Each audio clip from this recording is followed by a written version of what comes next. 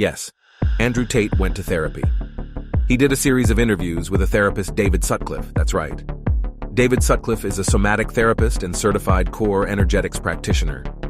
David Sutcliffe's work is informed by his own personal journey of healing and transformation. David Sutcliffe is a somatic therapist and certified core energetics practitioner trained at the Radical Aliveness Institute of Southern California and the Institute of Core Energetics in New York City. He is also a hypnotherapist, mindset expert, and has extensive experience with meditation, shamanism, fitness, nutrition, and human optimization. He is passionate about helping others to do the same, and he believes that everyone has the potential to heal and thrive. If you are interested in learning more about David Sutcliffe's work, you can visit his website in my bio. In the interviews, Tate discussed his childhood, his views on women, and his experiences in jail. He also talked about his mental health and how he has been struggling with anxiety and depression. Tate said that he went to therapy because he wanted to understand himself better and learn how to deal with his emotions. He said that he found the therapy helpful and that it had given him some insights into his own behavior. However, Tate has also been criticized for his views on therapy. Some people have accused him of using therapy to manipulate the therapist and to promote his own views. Others have said that he is not taking therapy seriously and that he is not making a genuine effort to change. Regardless of the criticism, Tate's decision to go to therapy is a positive step. Ready to break the internet, friend? How are we going to break the internet? You said you wanted this to be impactful. What would that look like to you? That's a really good question. I think a lot of people are interested in my journey. I think a lot of people are interested in how it feels to go through what I'm going through. Yeah. I think there's a lot of people who want me to martyr myself. A lot of people are living vicariously through me. Yeah. There's a lot of people who say, yeah, Andrew, keep going. But they don't really care. They just enjoy the drama of it all. And I think I've already broken the internet, but you're a very interesting man to talk to. And with your insights, I think together, we're going to have quite a large audience. Yeah, I mean, that's a question that I have for you. Why did you want to talk to me? Because I'm a psychotherapist. You have your skepticism about psychotherapy, and yet here I am. That's true. We had a conversation before, and I've been told by many people it was my most interesting podcast ever. So I think it obviously varies from the norm in terms of the normal things I'm asked about. You have some unique insights. And I thought it'd be an interesting conversation. A lot of people are asking me especially about my mental state and those kind of things post-jail. So I thought, well, my most interesting podcast ever. People seem to be very interested in that side of me. So perhaps it can be a good conversation. Does it make you nervous that there may be things that you don't know about yourself that I'm going to try to reveal to you? I know everything about myself, my friend. You know everything about yourself. I believe that I have an intimate grasp of all the things about myself which matter, which allow me to compete. Right. So there may be things I don't know, but I'm not sure if I particularly need them. So I'm not that interested. Right. What's useful is more important than what's true. Absolutely. Right, and you've developed a framework of thinking about yourself and thinking about reality that's been incredibly effective for you. Completely. Right. What's useful is more, you nailed it, what's useful is more important than what's true. This is an old argument of mine, but I think we discussed it in the last podcast, and I'll say it again. When I say I don't believe in depression, nobody can convince me to believe in depression. It's not a matter of discussing whether depression is real or not. That's a matter of me accepting that my mental model for going through life is more effective if I don't believe I can become a depressed person. I don't believe in depression, so I can't be depressed, so that allows me to be more effective. It's not a matter of sitting there going, well, maybe it's true, maybe it isn't. I don't believe in it, so I can't catch it. You shape your own reality through the conviction of your thoughts, your beliefs, and the words that you use. Why else would you adopt any kind of mindset unless it's designed specifically to make you competitive and make you win? You install the software in your mind, right? So if I'm going to install software in my mind. Install it? Well, I've tried very hard to curate it. Right, because wasn't it installed by your upbringing? Wasn't it installed by your mother and your father in some way? Good question. Before you were conscious, while you were just a developing child, like something got programmed into your psyche that has to have an impact on you. And those things can't necessarily be known because you were at such a young age. Absolutely. We're all programmed to some degree. I agree with you on this so far. I don't think anybody can escape programming, whether it's society, whether it's a television show, whether it's the people around you, peer pressure, whether it's a religion. We're all programmed to some degree. That's absolutely not really true. What I have done, and what I think most people do not do, is heavily analyze why I hold the beliefs I hold, why they help me. If I don't hold the belief personally, or if I didn't learn it from personal experience, I know where it came from, who tried to teach me that, whether their intentions for me were good or bad. And I've tried very hard to have my mindset rigidly analyzed and make sure that it's put together in a way which benefits me completely and absolutely. And I do not believe in things that take away power from me. Right. I refuse to do that. I would rather say that they are not real. And people will sit here and argue to the end of time that they are real, but they're not real in my world, and I live inside of my mind. So even if you throw me in a Romanian dungeon, the idea that I become a depressed person is not a framework that my mind works within, so I can't become depressed. I can feel a little bit sad, sure, I can feel depressed, but I can't be depressed. They're very different things. So that's just the mindset I've installed, and it's allowed me to be competitive. And I believe, personally, my personal beliefs are that life as a man is hyper-competitive, and whatever software you have in your mind should be designed to make you as competitive as possible, and you shouldn't be believing in absolutely anything else. So I've tried very hard to make sure all of my worldviews and all of my experiences and everything is curated and aimed in a direction which is going to allow me to be a fearsome competitor in all realms of human endeavor. Have there been some of your beliefs or convictions that have been challenged through the sure. experiences that you've had, particularly in the last, recently? Well, people challenge me often. And what a lot of people don't understand is that I will never adopt the thinking of somebody who is sad, and I will never adopt the thinking of somebody who is less competitive than I am or less successful than I am. If someone comes along and goes, Andrew, you are wrong, the way you see the world is wrong, but they are suffering from an affliction, why would I adopt a single iota of what they say? So it's kind of funny when I talk about depression, the number of people who defend depression. Depression's ruined my life, it's super real, and I lost my wife and my life is over and I want to kill myself, it's real. I'm like, surely you should like my worldview. If depression's so terrible and it's destroyed your entire existence, you should be listening to me tell you it's not real. But instead they're defending it and sticking up for it, which I find very interesting. So that's the first thing. In regards to whether I have had any of my convictions challenged, it's kind of amazing. Maybe it's just a semantics trick, and maybe it's that simple. Maybe it's as simple as saying, I feel a little bit depressed today, but I am not a depressed person, and I cannot become depressive. I'm not going to have depression. Maybe it's just a semantics trick, and by saying that alone, I understand that it's a temporary state of mind, which I can alter and I can affect. And I've never struggled with long-term depression or long-term negative thoughts because I don't believe in that mental model. I think that your mind, like I said, it's software, it's programmed in, and they say inside the Matrix or in every single video game, there are boundaries and there are limits. There are certain things you can and can't do. And I don't believe my mind can be put in a state of permanent negativity. I don't believe in that. I don't think it's possible, so it just doesn't happen. You said you experienced depression, some form of depression or depressive feelings and sadness in prison. What were the thoughts that were coming up? What was happening? Well, there's a lot of uncertainty, which is the first thing that has to be scary. It is scary. It's scary. And also because you're a man who's totally in control of your world, of your life, and that's almost like an imperative for you. And that gives you power. And all of a sudden you're thrust into a situation where you're essentially helpless. Well, you just nailed it. You completely nailed it, because I was exactly about to say it's the uncertainty that I struggle with the most, because in my life I'm in charge of everything.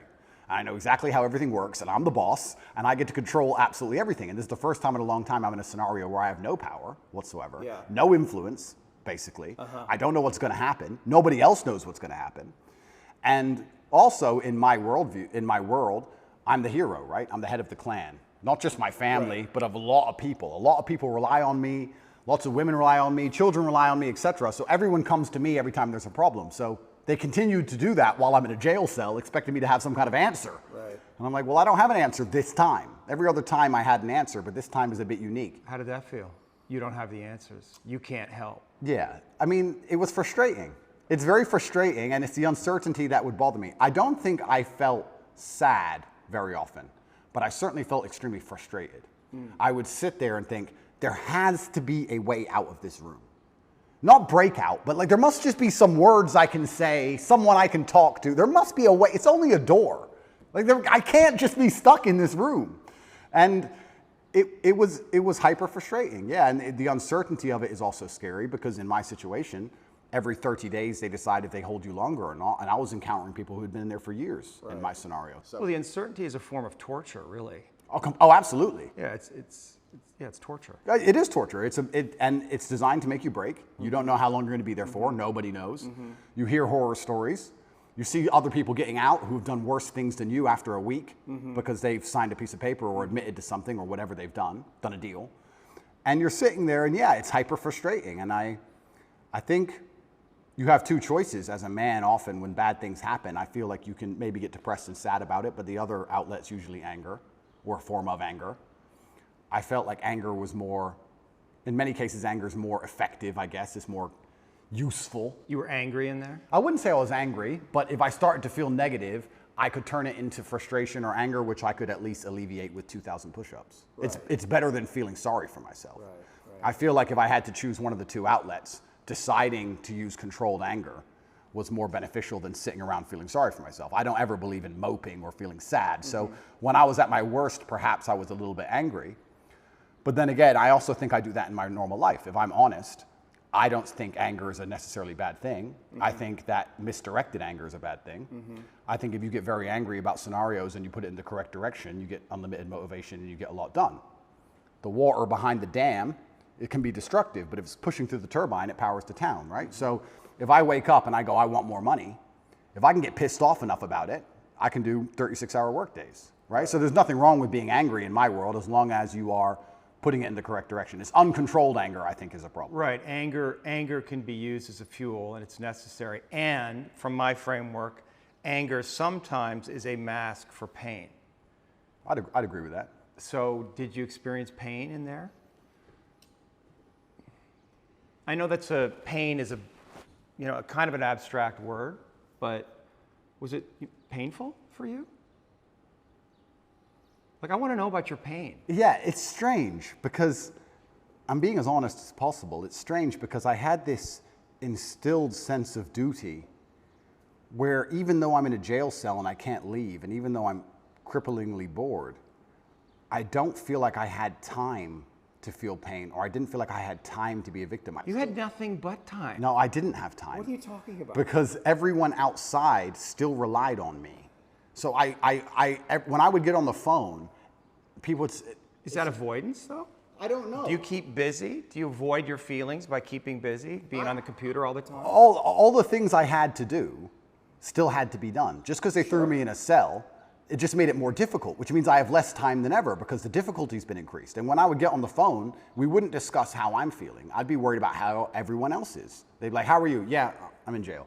What's going on with this? Are you okay? Are your bills paid? Are press hassling you? I was worried about fixing everyone else's problems from jail more than I was concerned about myself or my own mental well-being. And if I felt particularly, when I say pain is an awkward one. I don't know if I felt pain because I don't feel sorry for myself, and I've developed this mindset of such absolute accountability that even though what happened to me I believe was unfair, and even though I'm completely innocent, I didn't think, why? I didn't think, why is this happening? I didn't think, why me? I didn't think, oh, this is unfair. Like, none of these things crossed my mind. I was like, this is garbage. However, you can't become the most Googled man in the world with every light has a dark, right? Like, let's be realistic about this. Yeah. I'm thrown in a jail cell. Do I belong here? No. But am I here? Yes. I was pretty logical about it. And I was like, okay, I've got a lot of things I need to get done. And I would feel angry if I couldn't get them done. But I don't think I felt pain. Now, I'll admit I don't sleep very well since I've left. Why? I could admit Do you know why? I heard you say in one interview that you have nightmares. I do have nightmares, yeah. What are your nightmares about? I don't think they're about anything. I just have almost like an adrenaline rush out of nowhere while I'm sleeping, and I shoot up. I bolt awake. No thoughts, no memories, no visions. Real thoughts, no real story. Fear, that's fear. I guess it is, yeah. So so let's just, you're dreams are a reflection of the unconscious. And if you're having nightmares, there must be some unresolved fear that wants to get worked out. I believe so, but then also, I love the idea of that. Of having unresolved fear. That sounds like the most interesting thing in the world to me. If someone were to say to me, Andrew, take this pill and your unresolved fear will vanish, I would say absolutely and utterly not. That's not fun.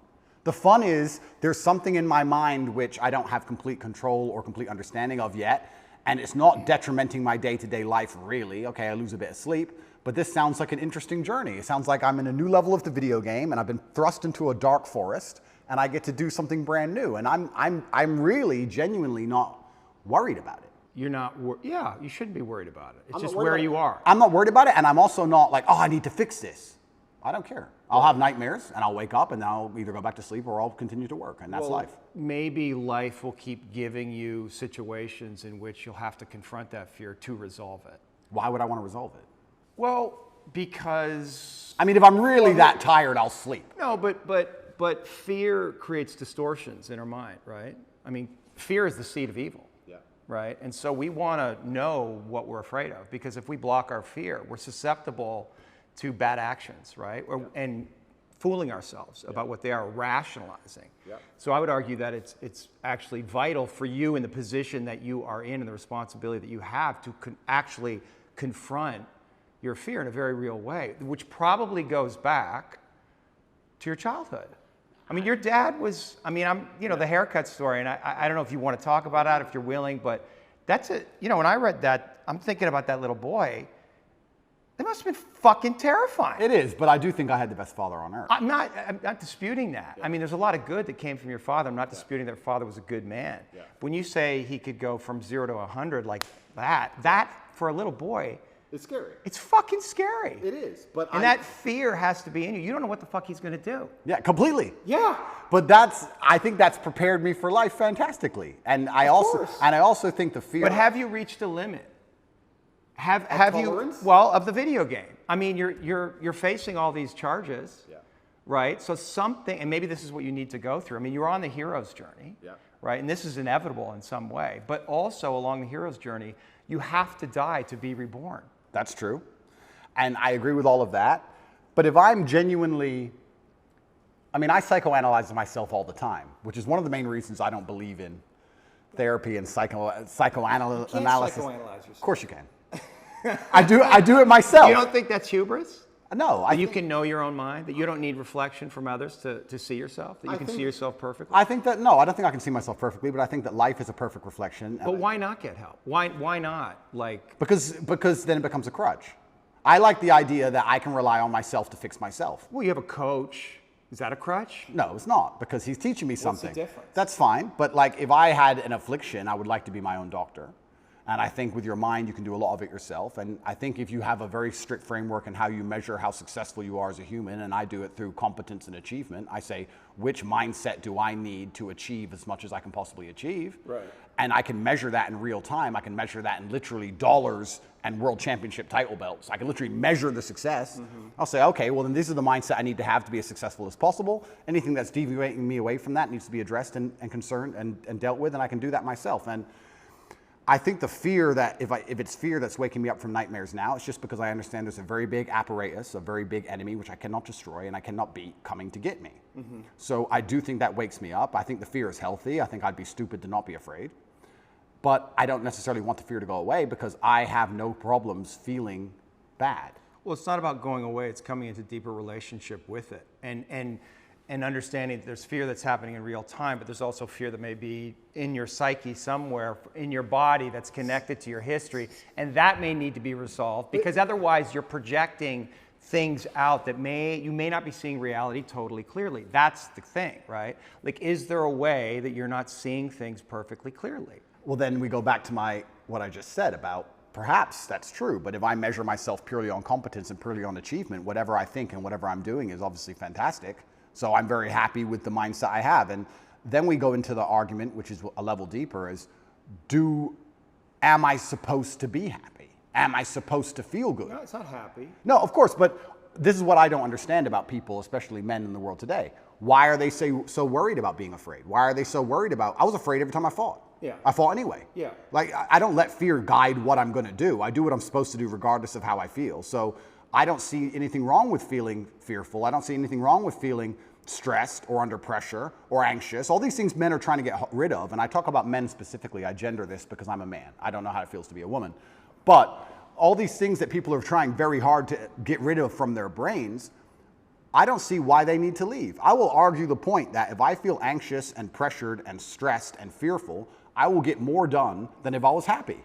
I think if I was happy, I'd just be hedonistic and just wasting my time. I think that you get a whole bunch done with these negative connotations and negative emotions, and I think that life is suffering and pain, and you're here to go through it, and the sooner you get used to the taste the more successful you're going to be. I have no interest in trying to change the flavor, my friend. The flavor of life is pain, and I will eat all of it. And it doesn't matter if they put me back in jail or not. I'm not sitting there going, how can I be happy in jail? I will sit in jail and say, yes, this sucks. It's supposed to suck. Yes, I'm not enjoying this. Yes, I'm anxious and paranoid. And yes, that guy might stab me. And yes, I can't sleep. And I miss my family. And this is what's supposed to happen to me. And this is how I become the best man I can possibly be. And I'm going to succeed regardless. You're very convincing. You're so good though, right? It's almost like I feel like you can rationalize anything, right? It's almost like a trick. Magic trick? Well, you're really good at talking, you're really smart, and it's almost like any question you can turn and make it work for you, which is great. It's a skill, but there's also a place where there's the potential for self-delusion. Oh, absolutely. And I'm not even going to sit here and say that I'm not delusional to a degree. I'm not saying that self-delusion doesn't exist. We all are, right? Let me give you a very simple example. Let me try and use an analogy. I think the only thing better than having everything you want is not wanting anything, right? So I have every car on this planet. I have 40 supercars. Most people want a supercar. I have 40. But there's that unique 0.1% of people who genuinely don't want one. And I think that's more freeing than having everything you want, right? So the true mindset is not wanting anything. Most people, the best they can do is having everything they want. And I feel like you can kind of do this with the emotions as well. I guess my general consensus is that I don't think I can change or affect the world to the point where pain and suffering and bad things are not going to happen. So isn't it best if I just enjoy all of that? Doesn't that make me as powerful as possible if I say, oh yeah, okay, this is going to suck, good. I mean, I do it when I fight. Yesterday I was fighting, right? We were doing 12 rounds and all of us were destroyed. And the more he hurt me, the more I wanted to hurt him back. The more he hurt me, the better it felt. The more powerful I felt, the more he hit me. Because then it's my turn, right? So if I can't stop him from punching me, and I'll do my best, but if I can't, then surely you should learn to enjoy it, right? And I don't think you can stop life from hitting you. And I don't think you can stop life from giving you unexpected surprises. And I don't think you can stop yourself from feeling sometimes sad or anxious or upset. So I think the best mindset you could adopt is finding that engaging and exciting. I'm not going to lie to you. Although I am facing very serious charges, and although they are trying to destroy my life, and although I cannot sleep the same, and although they're out to get me, and although I've suffered, part of me is excited. Part of me is like, okay. Why? Because it's a war. You like war? I think all men do. I do. Yeah, of course, all men do. So it's a battle. It's exciting. Yeah, it's exciting. So I'm not saying I'm glad it happened, because I'm certainly not. And I'm not saying I'm going to win. But I'm saying that I've trained myself to the point where if I were walking down the street and 10 men were to pull knives on me, I'd be intimidated, but 20% of